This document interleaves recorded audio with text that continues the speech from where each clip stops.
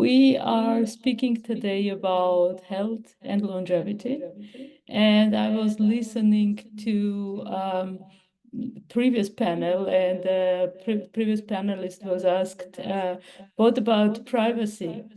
And the answer was, what privacy?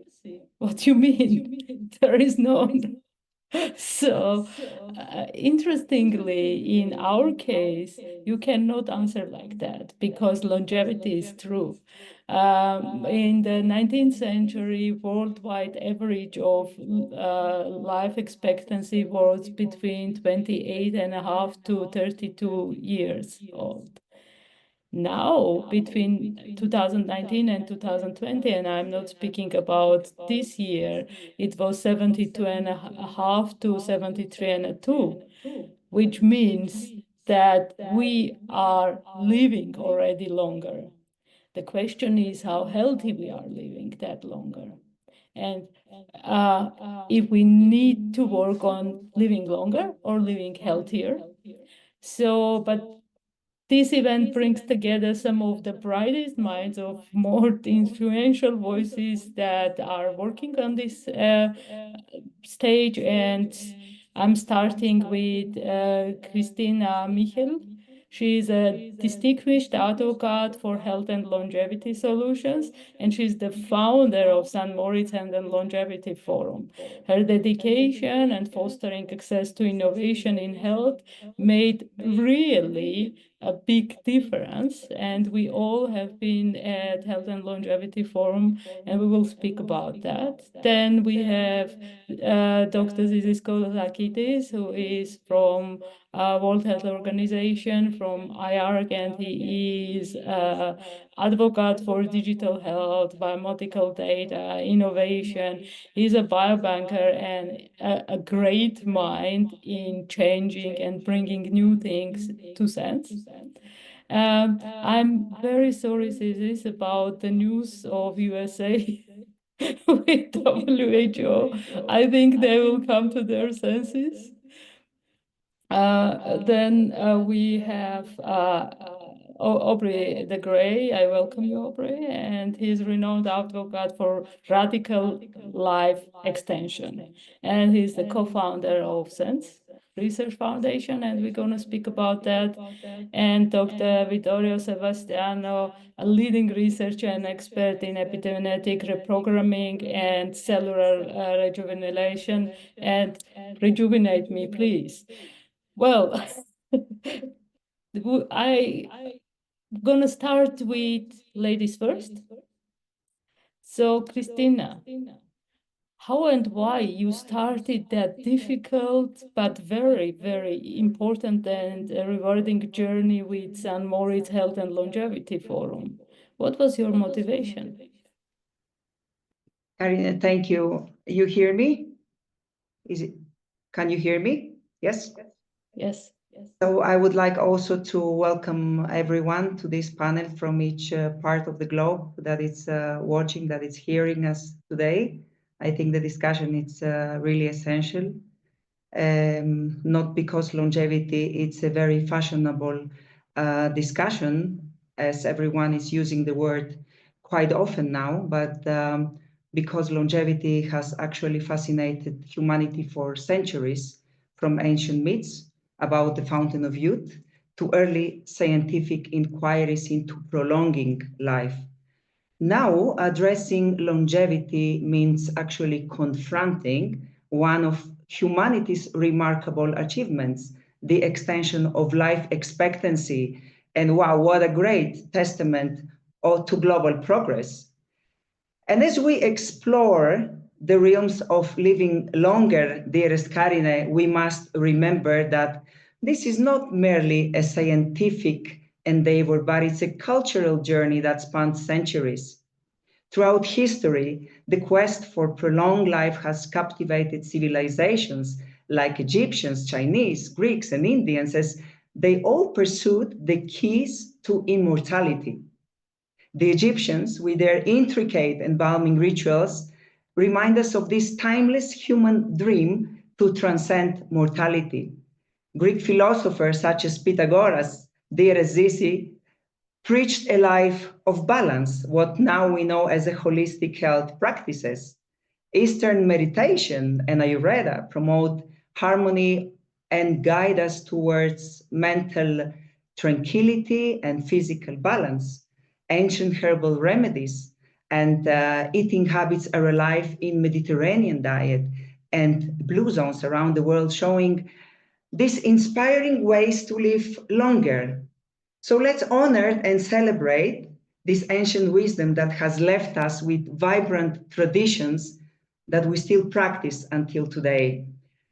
The conversation about longevity, and I will mention a little bit more later on about why, it's more crucial now than ever due to significant demographic changes, medical also and technological advancements. We are aware that globally populations are aging.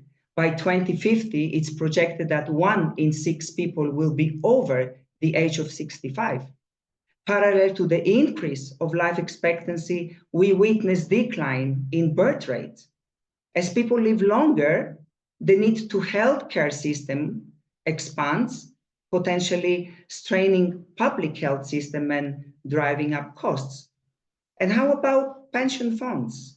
Many countries face challenges in sustaining pension systems that were designed when life expectancies were much lower. And also an older population, let's don't forget, means it's always associated to shrinking workforce, which is impacting productivity and economic growth. So this demographic shift requires open discussions on how society can adapt, ensuring that extended lifespans are accompanied by sustainable economic strategies, adequate healthcare, and opportunities for longer learning. But above all, extended lifespans should be accompanied by extended health spans. And this is exactly what longevity is all about. And I am sure Dr. Aubrey will agree with me and all of you. Why does this matter on a global scale? Well, we have already entered into a digital world, into a digital era. We need to be prepared to face the challenges of an aging world and transform these challenges into opportunities for enriched human experience, because we will face many other challenges. But as we talk about longevity, aging, it's one of the challenges we will need to address, and governments worldwide are addressing already. Last year, we inaugurated the Health and Longevity Forum, St. Moritz. I am officially allowed to announce you that we are, as from this year, named as St. Moritz Longevity Forum. I believe our platform is extremely essential to this dialogue, as we are acting as a nexus for cutting-edge research and innovation in longevity science. We are bringing right here in Switzerland, in St. Moritz, at the top of the world, in one of the most historical, in one of the most spectacular, holistic, energetic destinations, leading scientists, technologists, businesses, thought leaders from various fields, but also decision makers to foster collaborations and, of course, drive this innovation forward. In addressing the complex challenges of longevity, forums like ours and many others and many private initiatives are really important, but proactive global policy initiatives are crucial.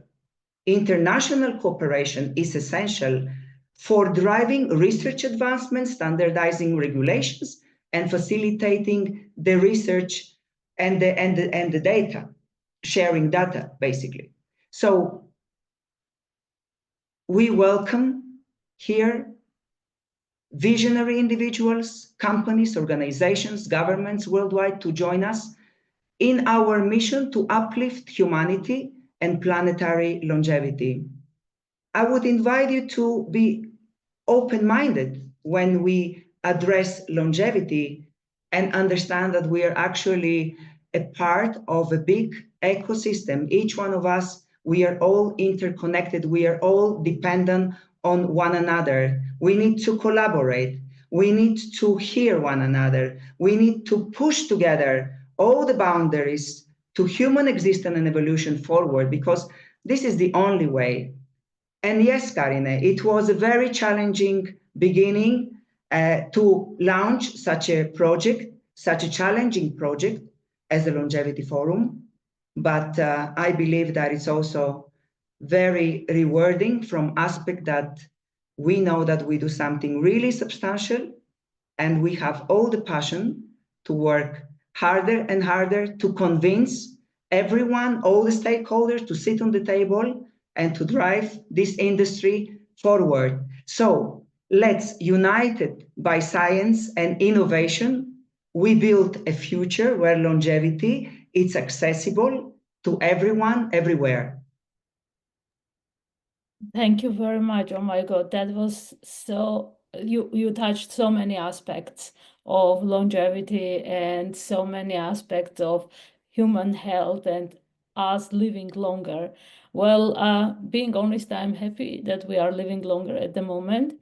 But going from the pension funds, I'm a little bit afraid of speaking about that because I have no idea how it is working and how things are done. But we have experts on our panel that we know specific health issues, how they are done. So I want to go to Vittorio and ask how regenerative medicine and personalized medicine might impact our longevity.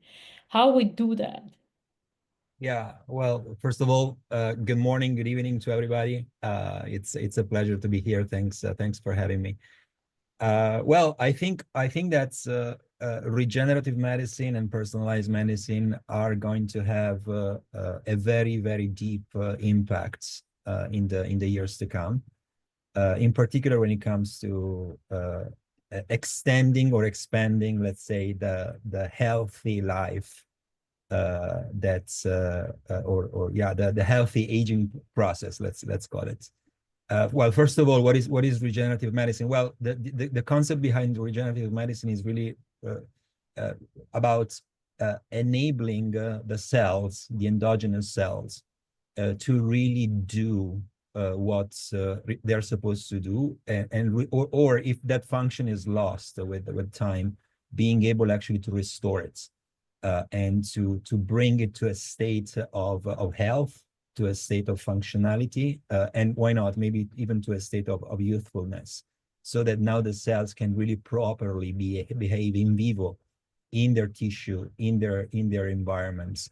And by doing that, the cells are not just, let's say, functional and healthy, but as a function of that, the entire organ or the entire tissue, and why not the entire body, actually can benefit from that. So the whole concept behind the regenerative medicine is really enabling or re-enabling the cells to behave properly. And so I think that in the next years there's going to be a revolution, in my opinion, a revolution that is obviously that is going to be enabled in particular by the fact that I think we're living at a historic time where there is a synergistic kind of convergency of different technologies. A technology alone, I think, yeah, can have an impact, but I think that really the orthogonal intersection of many different technologies is going to be the game changer. Well, on the one hand, of course, we have made tremendous progress when it comes to really biological understanding of the process of aging. There's still a long way to go, but I think, you know, we're getting there. But at the same time, I think that the omics technology, so, you know, the ability, for example, of sequencing an entire DNA for a relatively, you know, a small amount of money, the intervention, of course, and the orthogonal intersection of AI, so the ability actually to handle and to really process gigantic amounts of data in a very short amount of time is also going to be a game changer.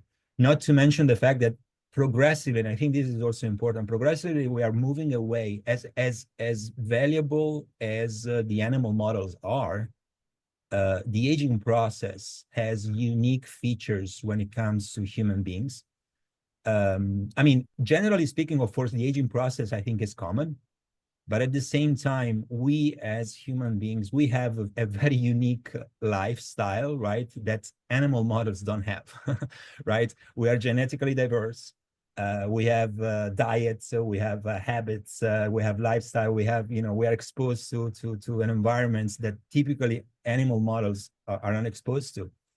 And so I think progressively, we are also really developing models to study and to understand human aging process. And I think this is going to be a revolution because it's going to give us the information, the baseline information that is necessary, on the one hand, to model the aging process, on the other hand, to generate good quality, high quality data that is absolutely essential for AI. And at the same time, the technologies are progressing dramatically. So I think that the putting all of this together, I think is going to really be a game changer. And, the next years are going to be super exciting. Well, thank you very much. And I'm excited to hear about that. And I'm also excited to hear that somebody really speaking about quality of data, not only big data and amount of data, but quality of data. But what about quality of life? So I'm going to this and to ask, what do you think? How the advancements in personal medicine and artificial intelligence contribute to, in one hand, extending human lifespan? If you have some examples, we would be happy to hear. And why and how we going to maintain the quality of life by that? Because we know that the quality of life is suffering under that also. Yes, thank you, Karina, and really nice to see everybody on the panel today. It's a fantastic team, and would like to thank very much Christina also for her courage to start the St. Moritz forum last year. It's been a fantastic initiative, and long may it continue. So for the question on the quality of life, I think there is something very simple to actually explain. A lot of the conditions that we see are caused by the interaction of exposures that individually may not be sufficient to cause trouble to our bodies. So maybe a little bit of pollution on the way to work because we breathe the car exhaust fumes, or a little bit of pollution that comes through the water. We may be able to tolerate over a period of time as we live longer, and these exposures accumulate into the body.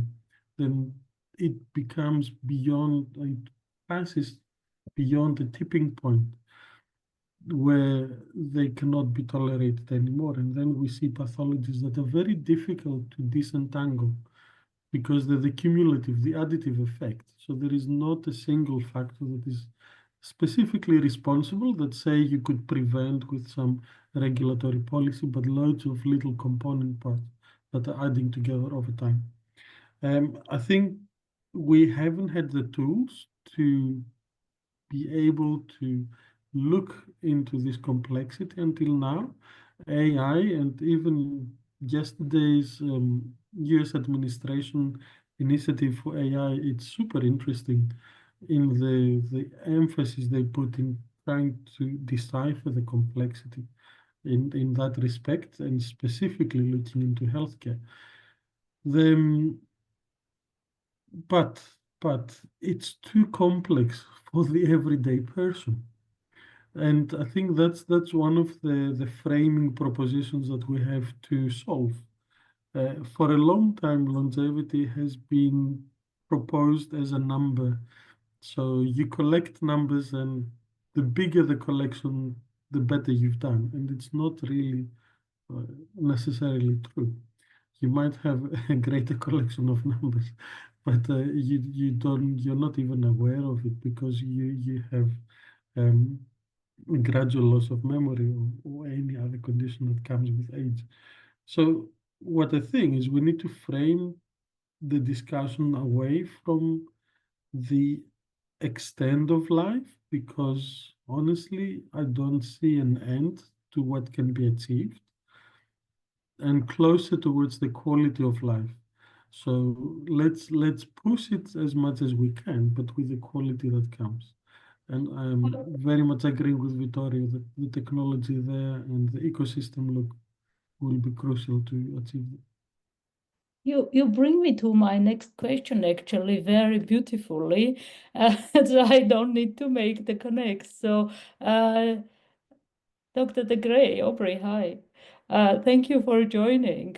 There is a critical importance of publicly stated expert consensus. So, I would, and we have so many different time frame predictions that are really not consensual to each other. And what do you think? Why the experts are don't feel that permission, let's say, to be more optimistic, and why we speak so difficult that the public cannot understand us? Yes. Well, first of all, I want to come back to something that this has just said. First of all, I want to start by doing what Vittorio and Ziz did and thanking you and Christina for inviting us to do this. It's a great opportunity. And of course, I'm really much looking forward to coming back to Summer Ritz this year because the first conference was fantastic and it's a hugely important addition to the calendar. So yeah, first of all, this pointed out that what we really should be focused on is health span. And of course, this is certainly true because it's healthy life that we want to extend. But there's a nuance there that I believe needs to be never forgotten by people like us, by the experts who speak to the wider world. Namely, that when you talk about health span and you don't talk about lifespan, people don't really think about research. They think about lifestyle and diet and so on. They think about maximizing health span within a somehow fixed natural limit to lifespan. And I think this is harmful because the fact is we know that the way in which we will extend health span the most is by the more sophisticated interventions that people like us are developing, whether it's regenerative medicine, other things like that, that will also, as a side effect, extend lifespan. And we need to be kind of not sweeping that under the carpet. We need to be celebrating it. It also applies when we look at what goes on in the laboratory, not just in the clinic. Of course, I work in the laboratory, not in the clinic, so do most of us. And we need to be able to communicate to the wider world what the value is of making progress against aging in mice, for example. It's very easy for the general public to look at the prognostications of experts who work in the laboratory and who are claiming this or that amount of progress. And they'll just say, oh, it's only mice. We've got to get past that somehow. And I think we can. I think that the question you asked about predictions of timeframes is actually very central to this. So I've been predicting timeframes for making this or that amount of progress, whether in mice or in humans, for about 20 years now. And of course, all the predictions I make and always have made have been probabilistic. I say, there's a 50-50 chance in my view that we will reach this amount of progress in this amount of time. And I have been urging everyone else in the community to do the same thing for at least 20 years. I actually wrote a paper on this in 2004. But it's had almost no impact. There's a couple of people, George Church, David Sinclair, have been kind of putting their toe in the water in that regard recently. But most people still really are terrified, it seems, of, being seen as overpromising and under-delivering. And I believe that we have a precedent that shows that that is a misguided way to be thinking. The precedent is the war on cancer, which is 50 years old now. Now, of course, the amount of progress we've made against cancer in those 50 years is far less than the amount that people were predicting we would make in 10 years in the early 1970s, when Richard Nixon trebled the budget of the National Cancer Institute. But so what? Because first of all, the amount of progress that's been made is a great deal more than what would have been made if the NCI budget had not been trebled. And secondly, the public has not turned around and said, well, you know, we don't believe you anymore. We're not going to give you any more money. It just isn't what happened. So I believe that gerontologists should be much less fearful of saying things that make the public think they actually believe what they're saying.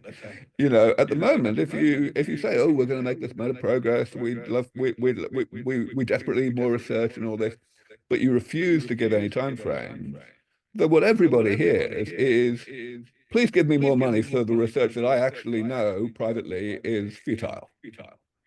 You know, and so telling people, you know, in as many words that what you want money for is futile is not a good way to get them to give you the money in the first place.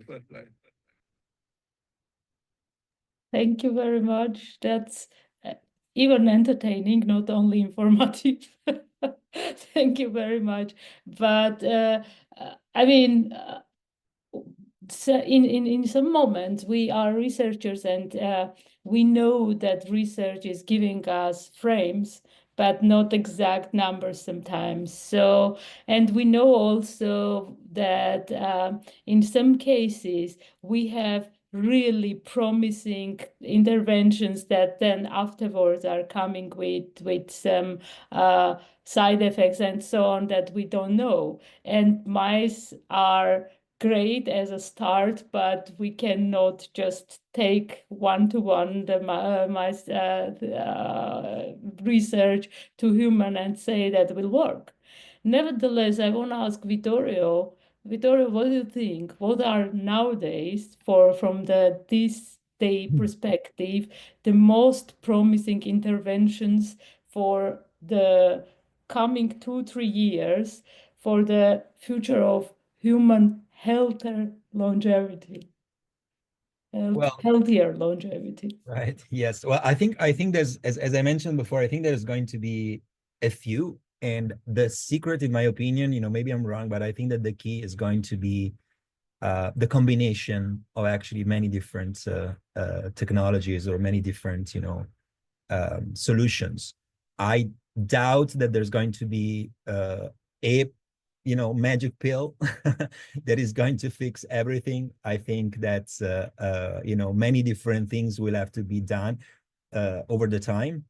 And you know, the additive effect, I mean, like the sum of those technology, I think, is really going to be the game changer. So let's make a few examples. Well, obviously, it's still kind of we're not quite there yet, but the progress that has been made on the generation of artificial tissues and artificial organs from iPS, for example, I think that's extremely promising. Again, it's still, you know, we're gonna get the first phase 1 data in the coming years, you know, in different tissues. But I think that's going to be a revolution. What does that mean? Meaning being able, for example, to in vitro engineer organs and bioprint organs that could really, you know, completely substitute the dysfunctional organs in any person. And so combine that with the fact that slowly but gradually we're also gonna learn why every single person is aging and what is actually going to be the primary cause of death, let's say, for that specific person. So is it going to be the heart? Well, one day we're going to be able to actually bioprint a heart in vitro and just replace it. So we're going to give an extra 20, 30, who knows, 40 years to that person. And then we're going to know that 40 years after it's going to be the liver that is going to shut down. Okay, well, by then we're going to probably be able actually to bioprint a liver and replace it as if it was, you know, let's say, a car where we're actually kind of switching parts with new parts. So I think that has a huge potential, and well, obviously it's complex. It requires a lot of money, still a lot of understanding, a lot of research, but it's foreseeable as a future. So that's one option. The second option, of course, is that many small molecules, I think now, and again in particular with the use of AI, many small molecules are coming up, and they're gonna be really disruptive. I'm just thinking metformin, for example, I think is having huge positive data, and more are going to come. And AI, I'm pretty sure is gonna discover new molecules that very rapidly actually are gonna accelerate into phase 1 and more. Well, I'm biased here, but from my own standpoint, partial reprogramming or epigenetic reprogramming, I think is gonna also be a game changer, very honestly. Epigenetic reprogramming of aging is a way basically to reset and bring back the biological clock of the cells to a more youthful and functional state. Early days, but extremely promising data, reproducible, which is something very important. And so I think that's also going to have a huge impact. So again, senolytics, the senolytics, there was a huge hype a few years back. Then, kind of the field became a little, controversial. But now, again, thanks to the fact that we are understanding the biology of senescent cells, we are actually coming up with new generation, molecules that, in my opinion, again, is going to have quite a profound impact, in particular if combined with other technologies. So yeah, I think we have multiple shots on target, very honestly, and I just look forward to that because I think it's going to be super exciting. Thank you very much. Actually, I love the 1, 2, 3, 4, 5, but with the 1, I am a little bit of scared because I'm myself a cancer survivor and I have had a brain cancer. I'm not sure you would be able to reprint my brain. That's gonna be difficult because it's already very complex organ in anybody, and I think mine is especially complex because I have very deep dyslexia but still speaking 7 languages. So it's gonna be difficult, and I think we need to work on that part too, because after short-term memory damage and retrograde amnesia, I would be happy if I could download my brain somewhere and re-download back and actually you just reminded some. Thank you for the comment. You're absolutely right. I don't think that every organ will actually be really bioprinted, but that's actually, you're bringing up I don't necessarily think that biologics is the only way to go.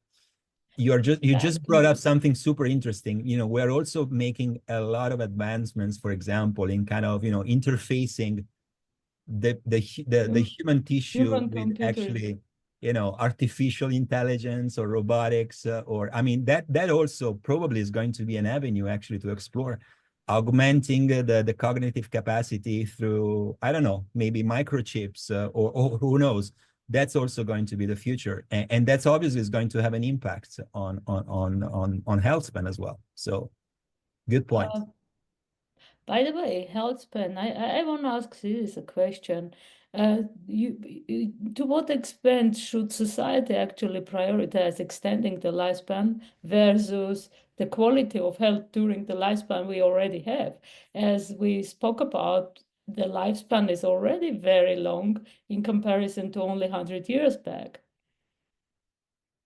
I don't think it's a zero-sum game, so it's not a white or black question. The developments will come in all areas, whether we're talking about the extension of the lifespan and the improvement of the quality of health. Just one point, I just want to make sure that when we talk about quality of health, mental health is included into the discussion. So when we have the listeners that they understand that we talk about health, but it's not only in the clinics that we see, say in microbiology, but also the mental health component. Now for the expansion, I think up to a point it's inevitable, because the possibilities that we have to continue being productive increase, which means it gives us a motivation, it gives us an engagement to live for longer. So we're going to pursue that option if we can. Whether that is successful, then it starts depending on a whole of other contexts. So the socioeconomic context, our own personal lifestyle, how do we make our choices, and how we've made our choices for the past 30 years. And this is something very difficult for the general public to embrace, because it requires such a consistent approach. When you say we're not going to smoke, it means you just don't smoke, full stop. And it's very difficult to turn back the biological time or the biological damage when it's been inflicted. So I think we'll see a lot of improvements and a lot of general understanding that hopefully will lead to better behavior towards our health and then our quality of life as we grow older. But I think the ability to ameliorate or amend the biological damage is going to take a little bit longer. First, the understanding will come, and then our ability to intervene and do something about it. Thank you very much. I mean, that was very interesting, but it brought me to another idea. I mean, we are affected by aging from the moment we are born, actually.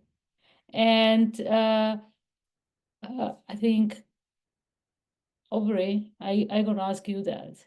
Why you think that although we all, each of us, is affected by aging, why society doesn't work as hard to defeat aging as we work to defeat COVID?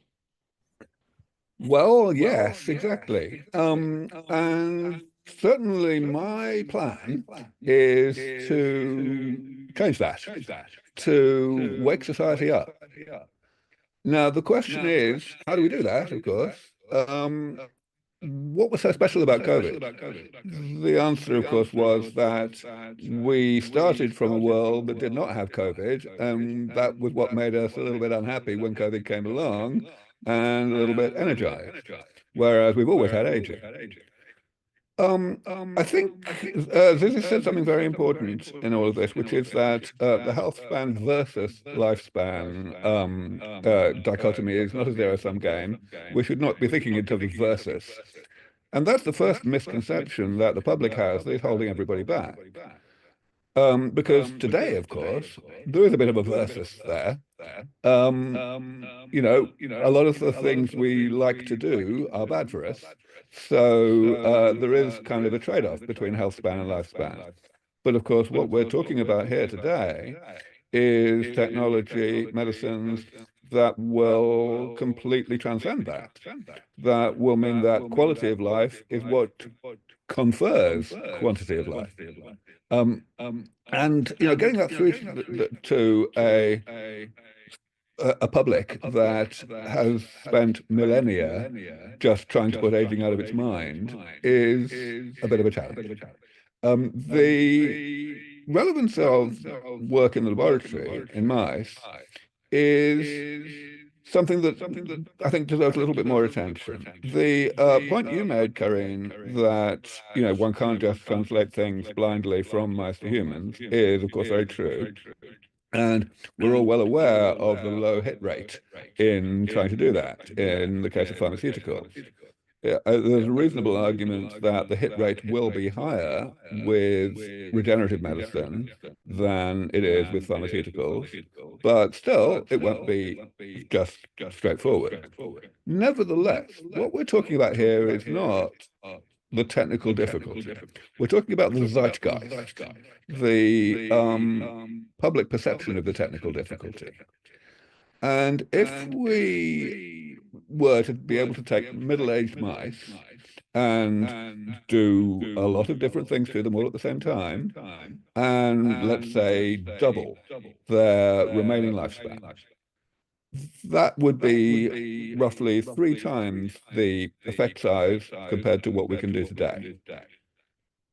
That would, even though it's all about lifespan, you know, and health span would be kind of a side note, you know, nevertheless, I think people would wake up.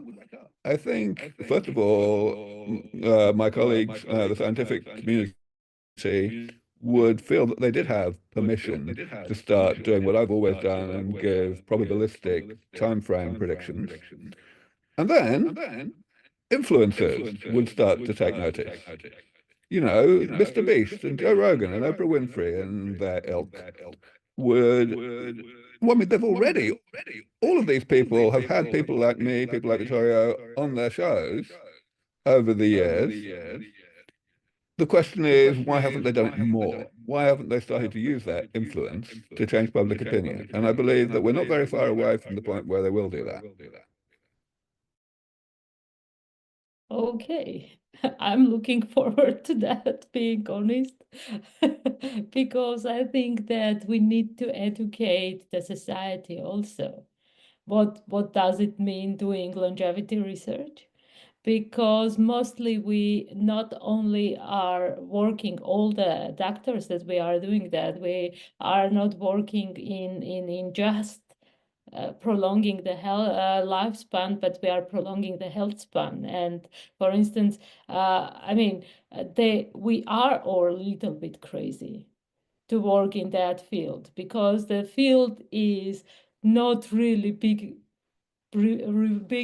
rewarding, because I mean, I'm also working in cancer, like Zizis is working, and cancer research is much more rewarding as longevity research because there is no controversy. Although cancer is not one disease, people perceive it as a one disease and are agreeing to help to solve that one problem, although the 40% of the WHO classification of diseases is cancer. So it's so diverse, and there are so many cancer diseases. And then they are the people who are investing their ideas, their life, their time, their money to make it happen. And we are all crazy. And starting from you, Christina, hi, we are all crazy working in that direction. Nevertheless, that will give us the possibility to start with, with a good basement for the future generations. So I think we will, the people who are doing health and longevity research at the moment are building the bridge to the future. So, Vittorio, I'm gonna ask you, what is the major bottleneck for any radical advancement in this field? Well, the first instinctive answer to your question, Karina, is funding. I think as a scientist, you know what I'm talking about, right? But I mean, well, first of all, we need to, as a society, and I think, we all agree on this, as a society, we need to realize that investing in research on aging and longevity is going to have really a huge impact on the society at large, at all levels, from the healthcare system to the pension system to, societal, anthropological, everything is going to be impacted by this. So I think it's worth investing in it. The second, though, is that still there's still so much we don't know. We need to have funding for the so-called fishing expedition that is typically what actually is not funded. Because actually, it's kind of the boring kind of understanding process but that is absolutely required here. And so we need to have funding for that. But I think, you know, things are changing, so I'm very optimistic. Third, I think we need to really start thinking about, you know, funding, you know, risky ideas, ideas that can really be breakthrough. And in order for something to be breakthrough, you know, you need to test it, right? So I think we need to be a little bit more open-minded about funding high reward, but at the same time, you know, highly risky projects. So that's my opinion. The fourth point is that I think it's also very important that we realize that we really need to bring back science here and put science at the center of the equation, because unfortunately, unlike other fields, this field is suffering also from the presence of non-legit players that, on the one hand, I get it, you know, they create a lot of hype, a lot of interest, a lot of, you know, momentum around the idea, but at the same time, they detract the attention of people from facts and from science, and that actually, you know, kind of moving them away to, I mean, personalized in the sense that I choose on my own without just by you know, basically we are replacing in a way scientists and physicians with influencers. So we have to be careful about that, in the sense that, you know, on the one hand, of course, influencers are important because, you know, they create a lot of attention and you know, and also money flow in a way. But on the other hand, I mean, they can also very rapidly spread the wrong message. So I just want to caution everybody on this, and I think that really it's time for everybody, you know, policymakers, scientists, you know, everybody to really seriously start thinking about this problem, because I think it's because the most something that I don't want to happen is that if any of these things, for whatever reason, fails big time, the entire field actually is gonna be pushed back, you know, quite dramatically, and is gonna suffer from it. And I don't care so much about the fact that maybe my science is going to be affected by that, but I care about the fact that by that, you know, the impact on human population is going to be tremendous, and I don't like that. So yeah. Understandable, and couldn't agree more. You know, as I was a child, I started to dream of becoming a rock star. Not the medical doctor who I am, but a rock star. You know why? Because I learned that rock stars are becoming UNICEF ambassadors. That was my way to become a UNICEF ambassador. The so there are different kind of influencers, and for me, a UNICEF ambassador is an influencer, but a different one. Well, our field is controversial because people sometimes we don't really big time suffer from getting aged every second. So this acute momentum is not happening.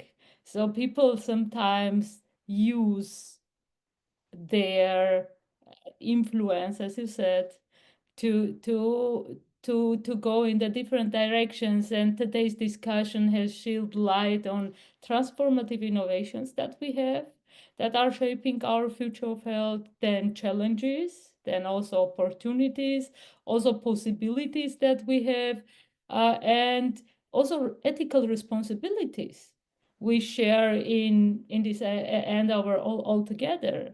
So the path forward will require, first thing, collaboration, I think, discussion, creativity, commitment, and then maybe the whole humanity can benefit from that. So I'm very, very thankful to each of you for being here and discussing with me about all of this, and I ask each of you one sentence. If you would given the possibility to say only one sentence, what is going to be the future of health and longevity in the next 10 years? So, who we start with? Who want to start? One Okay. sentence. Um, Okay. the future will be combination rejuvenation. Vittorio mentioned earlier that doing a lot of different things to the same individual at the same time is going to be the way to go. I think we don't need any more understanding of aging to know that that is true, that there will be one magic bullet. And therefore, we need to improve the incentive structure for combination work. At the moment, it just doesn't fit with the incentive structure of industry or academia. And that is enormously holding us back. It's got to change, and I believe in the next few years it will change. Thank you, Vittorio. Okay. Well, again, as I said before, I think it's going to be we have very exciting years ahead of us. My only comment would be like, let's not just wait for these magic, I call them quote unquote magic interventions, to materialize. Again, there is already a lot that we can do, that we should do. And as a society, really, we really need to carefully think about this, because we need to change the future. If we're gonna live very healthy and long lives, we really need to restructure the entire design of our society. And this requires very, very deep and important decisions to be made. Yeah, but I'm excited. Perfect. So, should we go with you, Sisi? Yeah, okay. I was going to say that I'd like to see that very much adopted within a policy framework. So if we can have some health and longevity specialists as part of the advisory groups of major governments, that would be good, because it puts it into the agenda. It doesn't have to be always at the top, but it's always part of it. And I think that's going to be very important. Perfect. Christina, my dear. Yes, well, somebody wisely said that the only way to predict the future is to create it.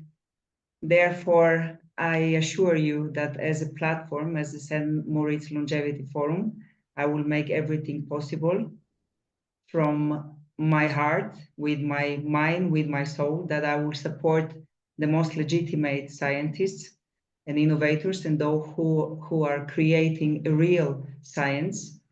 There will be those invited and taking part on the podium, in our podium always. And we will make everything possible to push longevity forward, because this is a global topic and it's very important to address it.